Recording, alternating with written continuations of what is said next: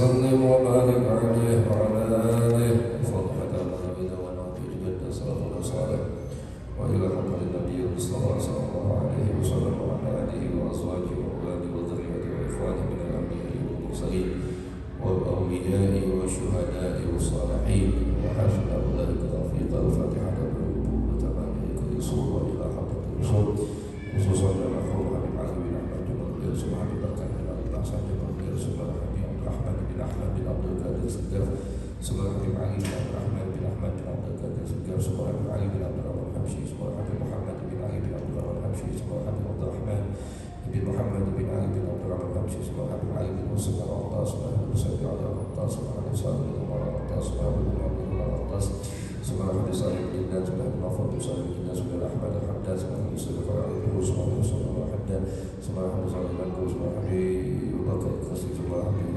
ديان وجميع المسلمين والمسلمات والمؤمنين والمؤمنات وخصوصا المؤلف على الكتاب ووالدينا ووالديكم شيء لله لهم الفاتحة.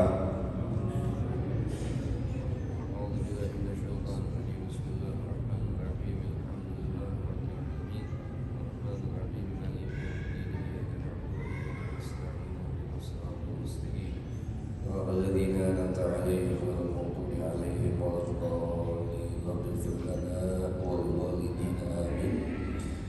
بسم الله الحمد لله الحمد لله الذي جعل الإسلام دينا كاملا وجعل الصلاة عماد الدين الإسلام وجعل الجهاد سبيل المؤمنين وجعل الجنة معادة للمسلمين. أشهد أن لا إله إلا الله وحده لا شريك له وأشهد أن محمدا عبده ورسوله لا نبي بعده. اللهم فصل وسلم وكرم وعظم على هذا النبي الكريم سيدنا وحبيبنا وشفيعنا ومولانا نبينا محمد وعلى آله وأصحابه والتابعين لهم بإحسان إلى يوم الدين. أما بعد. Jamaah yang dirahmati Allah, puja dan puji kita tujukan kepada Allah. Salawat dan salam senantiasa kita curahkan kepada pemimpin kita Habibul A'lam Sayyidina Muhammad sallallahu alaihi wa alihi wasallam. Yang mudah-mudahan dengan salawat kita, dengan ibadah kita, dengan hadirnya kita di majlis taklim senantiasa Allah jadikan ini semua adalah tambahan amal ibadah kita kepada Allah, dan Allah jadikan ilmu-ilmu kita semua menjadi ilmu yang bermanfaat fid dini wad dunya wal akhirah. Ibadah Allah melanjutkan ayat selanjutnya, yakni Bismillahirrahmanirrahim. Wa idza qila lahum ittabi'u ma anzalallah qalu bal nattabi'u ma alfayna 'alayhi aba'ana aw law kana aba'ahum la ya'qiluna shay'an wa la yahtadun. Wa idza qila lahum, dan ketika dikatakan kepada mereka, dijelaskan kepada mereka, hum ini kembali kepada siapa? Mereka ini siapa yang dimaksud dalam ayat ini? Yakni ayil kuffar. Yang dimaksud dalam ayat ini adalah mereka kaum-kaum kafir. Ya. Kaum kafir itu siapa? Kalau bicaranya akidah, kaum kafir itu adalah mereka yang tidak beriman kepada Allah dan Rasulnya. Simpelnya buat kita itu. Dan ungkapan kafir itu tidak berarti menjadi satu buah konotasi yang tidak baik dalam tingkah lakunya, enggak. Ini hanya bicara etimologi dalam istilah bahasa. Ya. Jadi kalau ada agama lain mungkin menyebut kita yang tidak seiman dengan mereka domba tersesat, ya kita nggak usah ngomel. Kenapa? Ya itu dia kayak mereka. Sebagaimana umat Islam dijelaskan oleh Allah untuk mengelompokkan mereka yang tidak beriman kepada Allah dan Rasulnya, tidak tidak mengakui Allah sebagai Tuhan dan Nabi Muhammad sebagai nabinya, maka sebutannya adalah kaum kufar atau mereka yang kafir. Lantas bagaimana kita dengan mereka ibadah Allah? Ada satu kisah begini, sebelum kita teruskan, ada satu kisah begini. Pernah Nabi kita Muhammad SAW di dalam satu majlis kayak begini, mungkin modelnya di Masjid Nabawi. Nabi mimpin majlis, otomatis semua sahabat-sahabat Nabi ada di hadapan Nabi Muhammad SAW. Singkat kisah, datanglah seorang laki-laki yang notabene diceritakan laki-laki itu adalah seorang pendeta Yahudi. Dia datang di majlis Nabi Muhammad di hadapan sahabat-sahabat Nabi, tapi dia pengen langsung ada di depan Nabi Muhammad. Mungkin kalau pakai bahasa kita otomatis bakal ngelangkain sahabat yang lain. Sahabat ada visi yang lain ketika dia melangkah ke depan. Walhasil sampailah dia di depan Nabi Muhammad. Begitu sampai di depan Nabi Muhammad, dia muter ke belakang lagi. Tanpa pakai basa-basi, pendeta Yahudi tadi dia tarik sorbannya Nabi Muhammad sampai Nabi Muhammad kecekek. Kan ini pendeta di masjid Nabi, di hadapan sahabat Nabi, Nabinya digituin.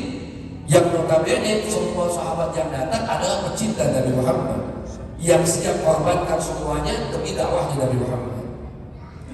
Melihat Nabi yang dicintai kayak begitu, apa sahabat dia? Enggak. Semua sahabat bangkit dengan sudah penuh kesal kepada itu pemuda. Akhirnya bicara satu orang pejuang Islam, yakni Sayyidina Umar bin Khattab radhiyallahu anhu.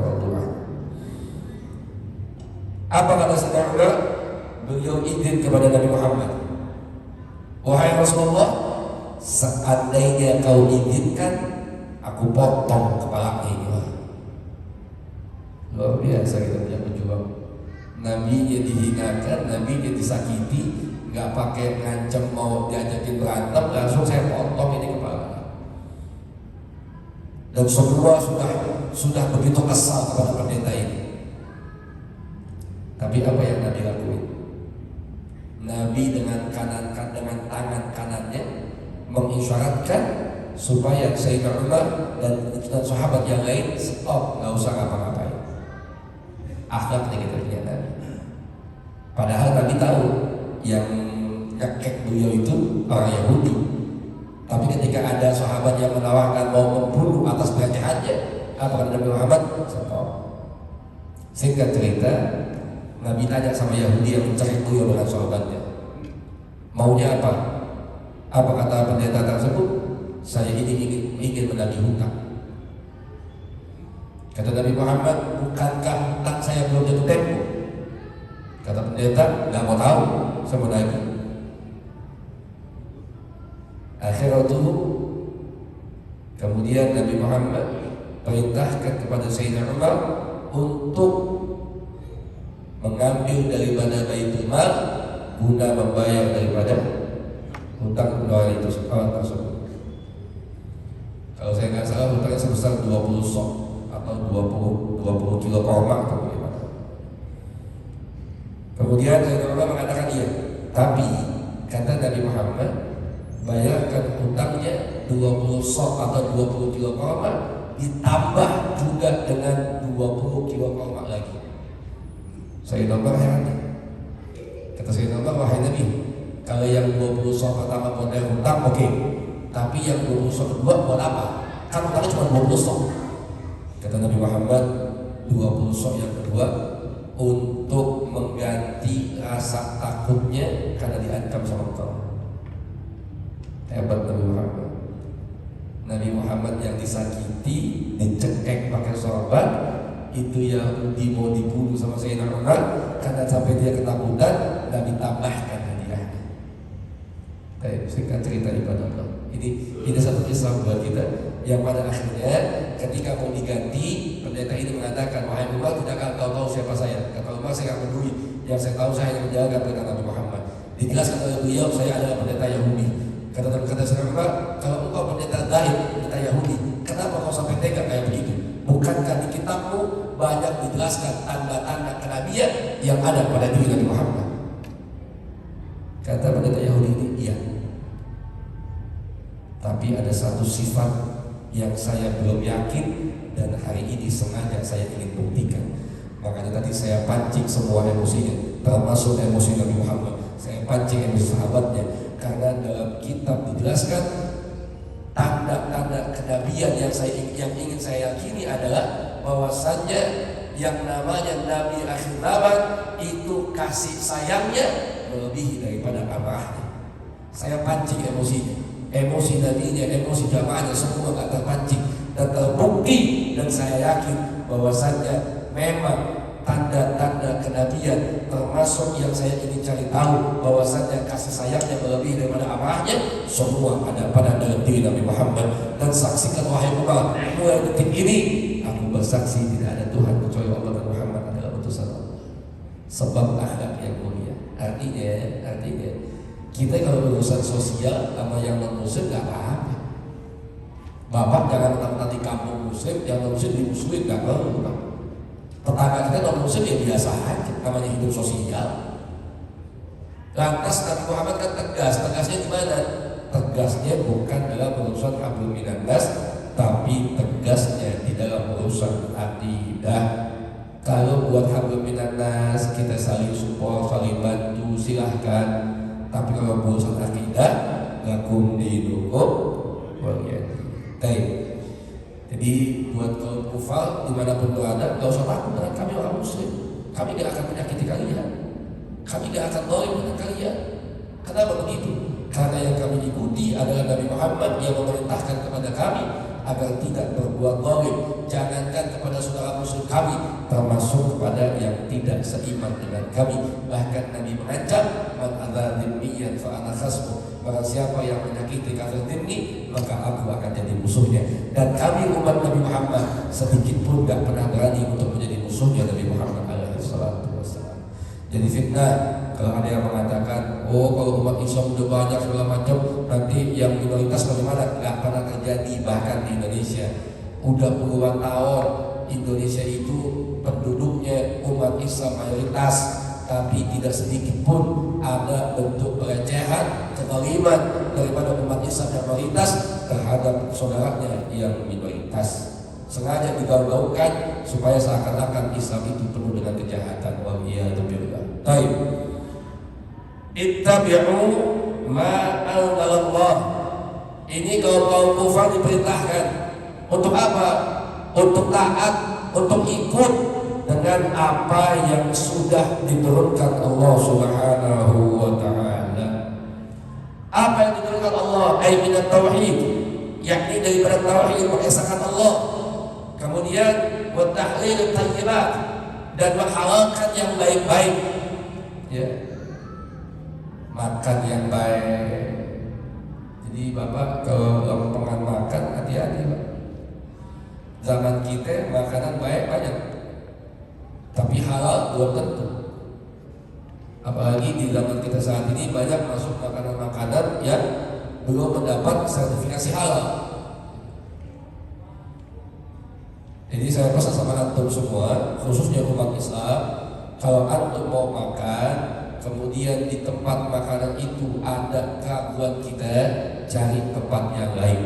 Dalam hadis Nabi mengatakan al halal bayyin wal haram bayyin. Yang halal jelas, yang haram juga jelas. Ada di tengah-tengah itu yang namanya syubhat. Bagaimana dengan syubhat? Kata Nabi Muhammad, man waqa'a fi syubhat waqa'a fi haram.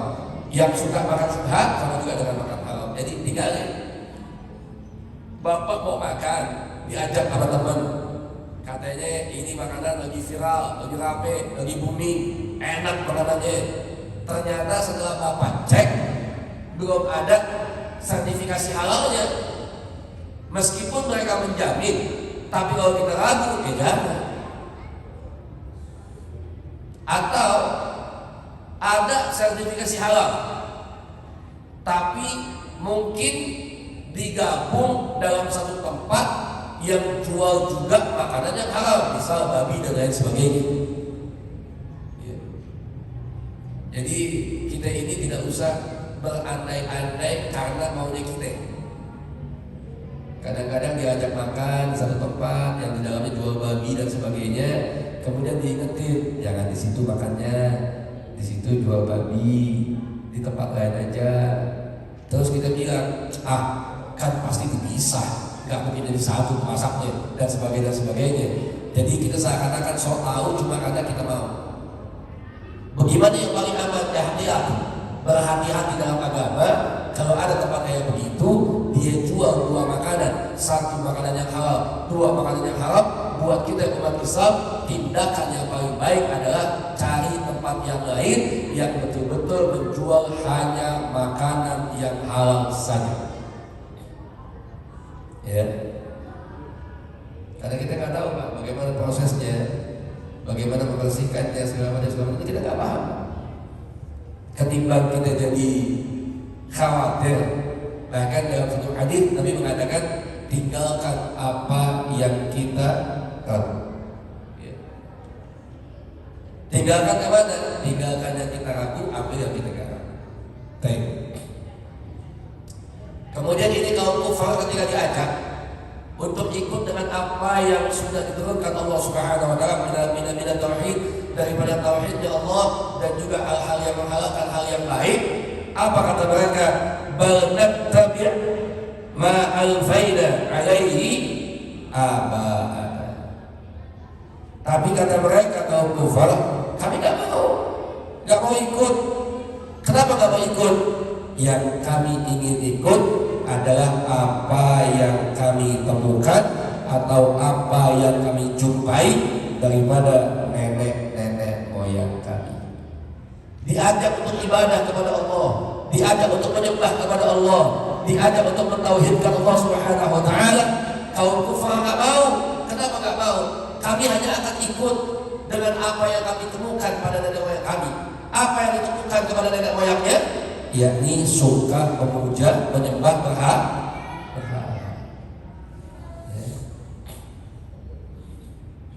Padahal sudah dijelasin, tapi nggak mau.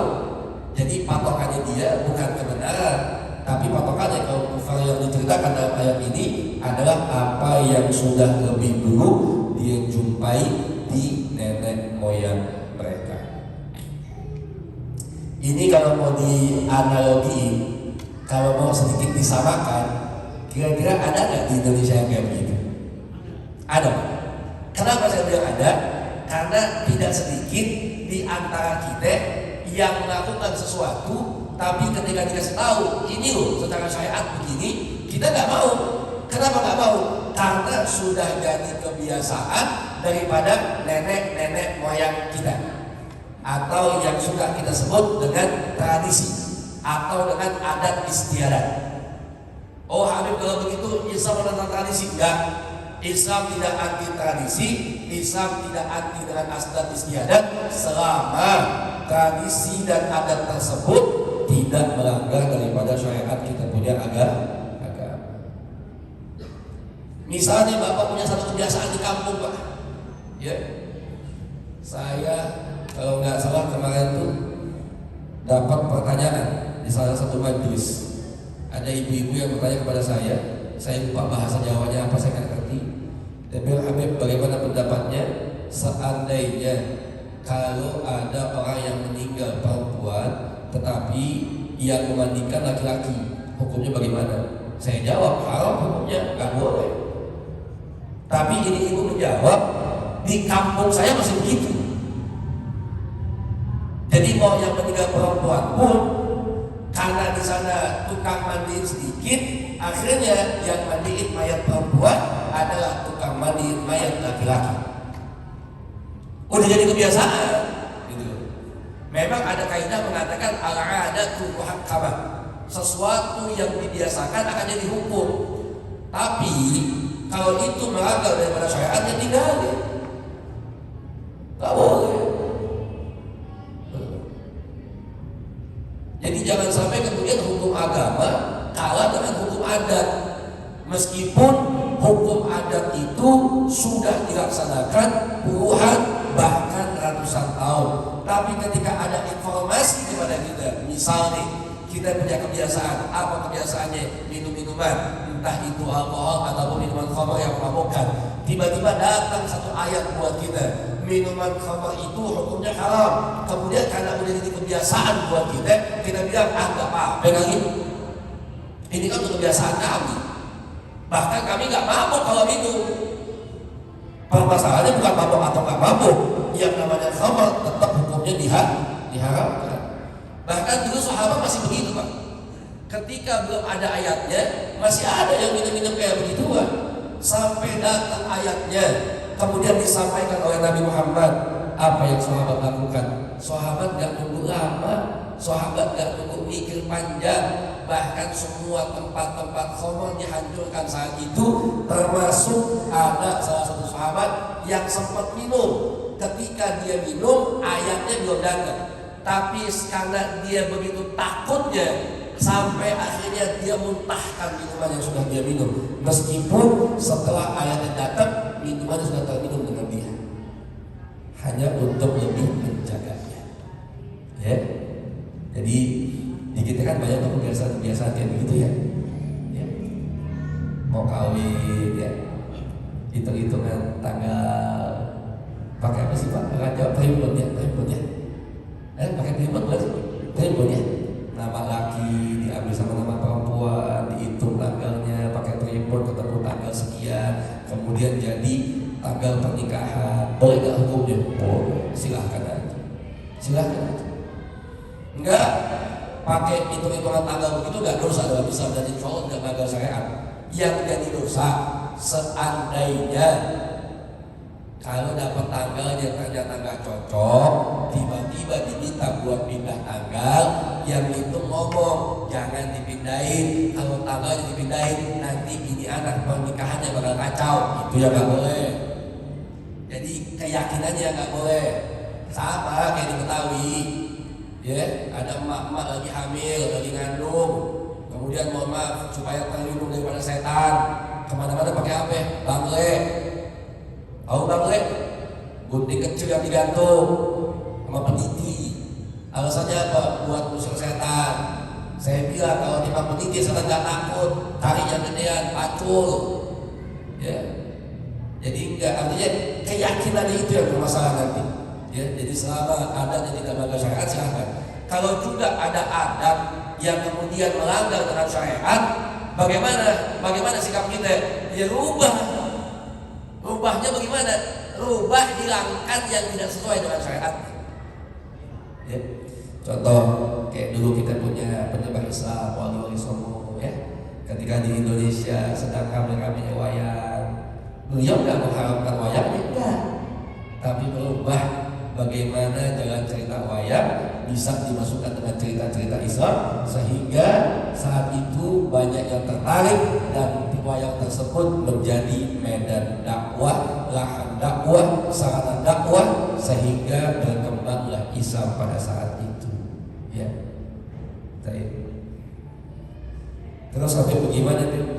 Sekarang kan zamannya organ tunggal, dangdutan, bisa nggak dangdutan buat dakwah? Susah. Karena biasa kalau dangdut ujungnya joget doang, ya. Jangan ada konten. Kemudian awalau kana aba'uhum la ya'qiluna syai'an. Mereka akan ikut dengan nenek moyangnya, dengan bapak-bapak mereka, meskipun nenek moyang mereka atau bapak-bapak mereka itu tidak mengetahui sesuatu, la ya'qiluna syai'an, enggak punya pemahaman, enggak ngerti soal apa. Ini dijelaskan min amriddin, nenek moyang mereka tidak paham sesuatu tentang urusan agama. Ya. Ada satu hadis Nabi mengatakan begini: idza usnidal amru ila ghairi ahli fatadil sa'ah. Kalau satu masalah diserahkan kepada yang bukan ahlinya, tinggal tunggu saja kehancurannya. Ya. Jadi kalau emang nenek moyang kita nggak paham urusan agama, ya udah rombongan agama kasih yang paham. Sama juga dengan kita. Makanya saya selalu menanamkan kepada saya tidak usah malu untuk menjawab soal yang kita tidak tahu dengan ucapan saya belum tahu. Ketimbang jadi sok tahu, ujung-ujungnya malah menyesatkan umat. Itu yang paling bahaya. Ya. Kalau juga kita nggak tahu, umat akan maklum. Kenapa? Ya namanya ilmu pasti kita punya batasan. Ilmu kita terbatas.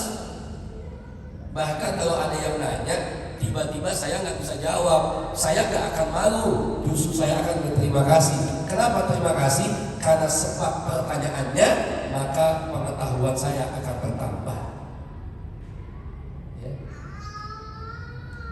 Nah sekarang kan begitu nih, urusan agama yang komen, yang nggak paham agama, cuma karena modal dia seorang tokoh terkenal, akhirnya bikin fatwa semaunya, sebab daripada ketidaktahuannya.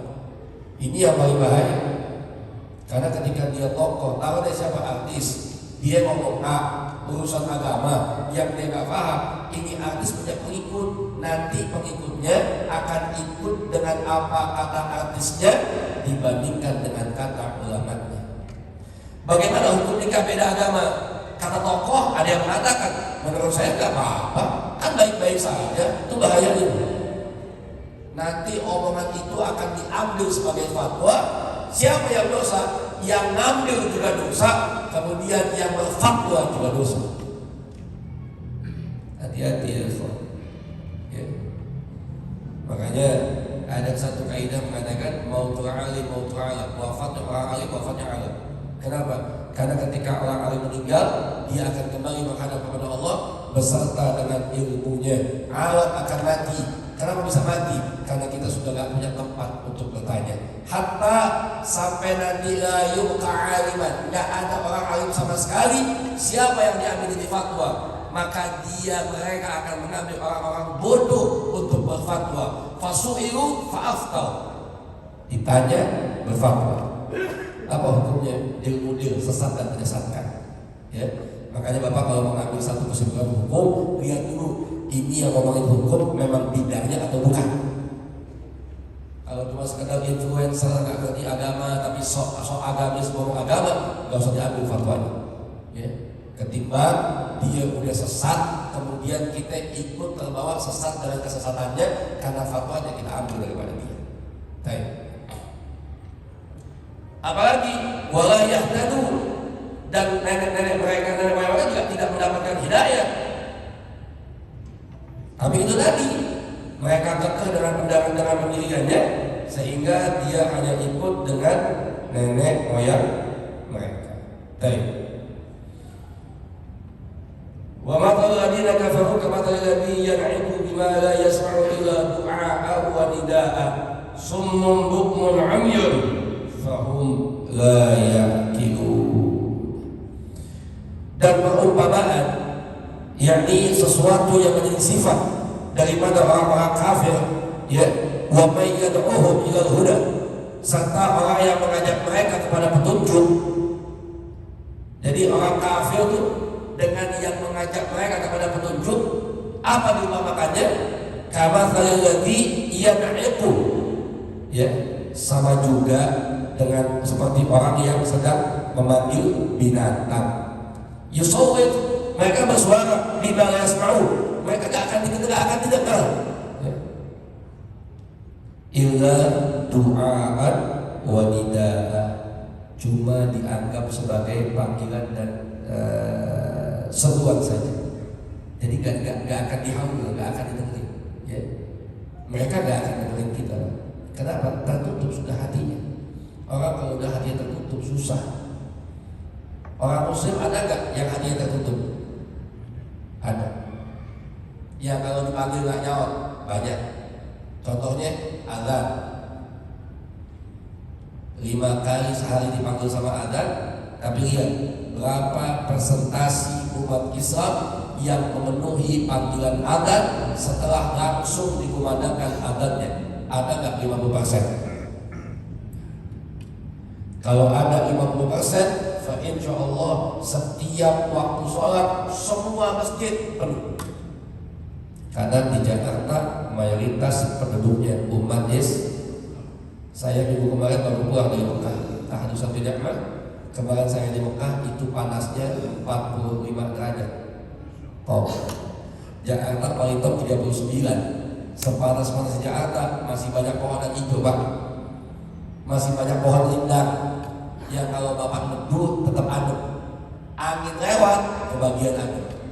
Mekah nggak ada pohon. Udah cuaca panas, angin ikut panas.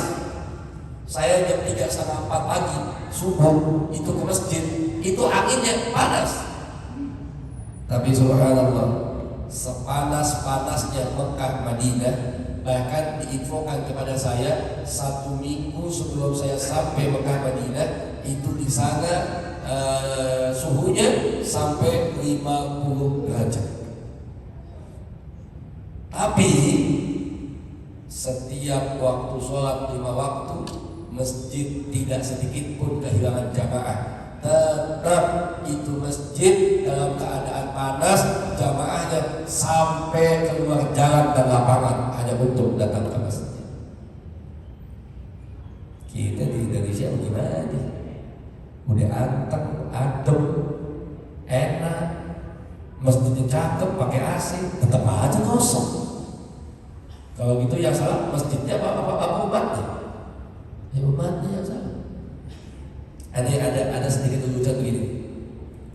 Ini masjid kalau doang penuh nggak? Nggak penuh ya. Kalau penuh gampang Pak. Bapak yang di kampung punya masjid, kalau penuh gampang. Besok azan dohor jangan jam 12, jam 9 pagi. Saya jamin penuh masjidnya Pak.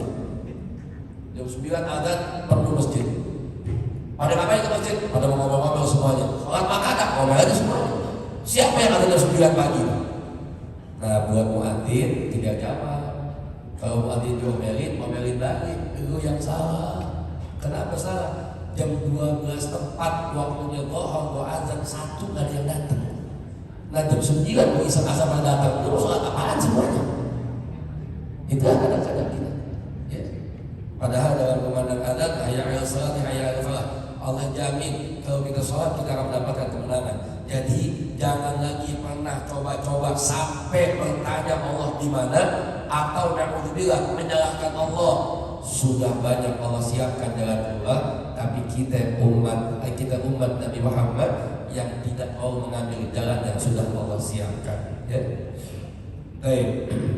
Summun bukmun umyun. Mereka tuli, bisu, buta. Fahum la ya'lamun. Kenapa yang dipanggil baik-baik dijelasin masih gak mau juga mereka? Karena satu, mereka bisu, tuli, buta, sehingga mereka gak mengerti, tidak mau menerima nasihat yang disampaikan kepadanya. Ada satu hadis Nabi yang mengatakan ad-dinu nasihat, agama itu nasihat. Selama masih ada yang nasihatin kita, artinya hidup kita masih bagus Pak. Kalau udah ada yang udah nggak ada yang nasihatin kita, justru kita harus hati-hati. Satu. Yang kedua, yang lebih bahaya, setiap nasihat yang datang kepada kita nggak mau ambil, kita nggak mau pakai, terlalu sombong kitanya. Saat itu terkunci sudah hati kita oleh Allah Subhanahu wa Ta'ala. Udah gak bisa masuk nasihat lagi. Mungkin entah tinggal cobaan, ujian, atau musibah yang datang dari Allah buat kita, baru kemudian kita bisa sadar betapa pentingnya ketika kita hidup mendapatkan banyak nasihat buat kita. Ya. Termasuk sebelum selesai masih ada waktu sekian menit, nasihat dari saya. Jangan tunggu Allah cabut nikmat yang begitu besar buat kita umat Islam Indonesia baru kita sadar betapa enaknya tinggal di Indonesia.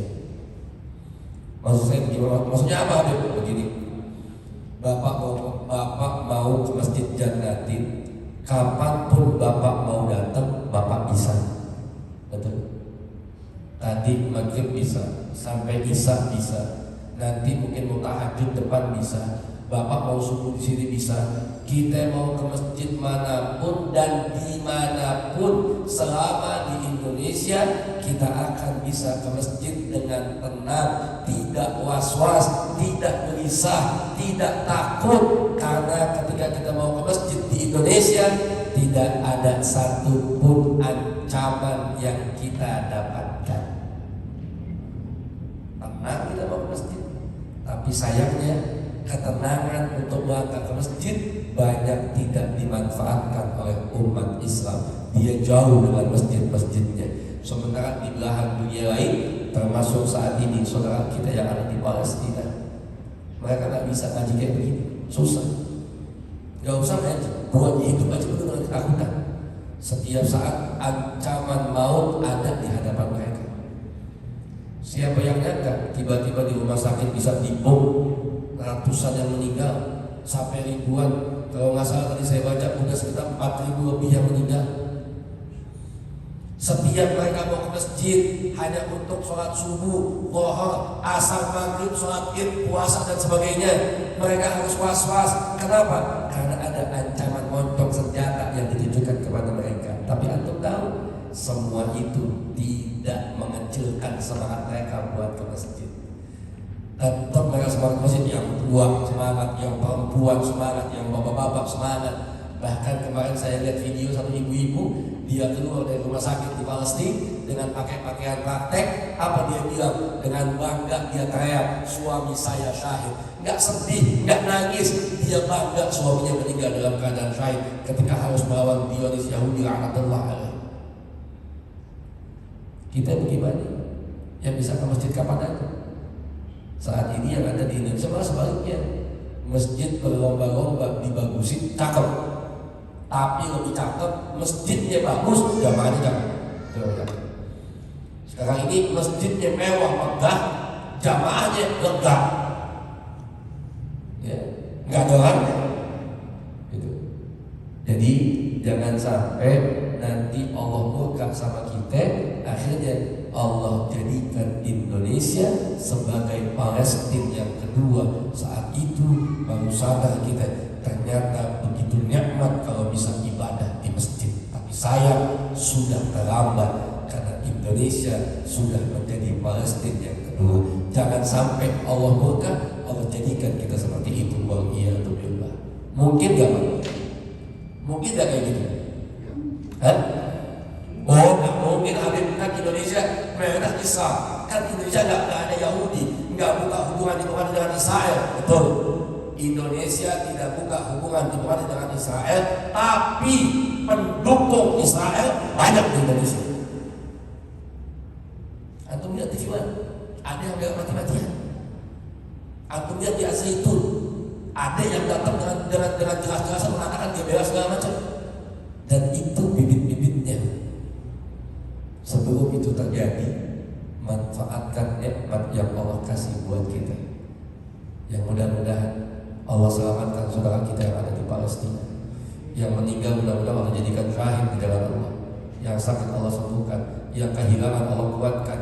Kalau saya pribadi mengatakan orang Palestina hidupnya enak, bukan dia yang butuh dengan kita, kita yang butuh dengan dia. Kenapa? Karena kalau seandainya orang Palestina gak berani berjuang mati-matian sampai mati, mungkin Masjidil Aqsa sudah tinggal kenangan buat umat Islam. Tapi sampai saat ini masih bisa kita lihat berdiri kokoh karena perjuangan dan keberanian rakyat Palestina. Mudah-mudahan Allah jadikan Indonesia baldatun thayyibatun wa rabbul ghafur, dan Allah jadikan kita manusia-manusia yang peduli dengan syiar agama, dan yang langkah kaki kita terpaut dengan masjid-masjid tempat ibadah kita. Amin ya rabbal al-Fatihah.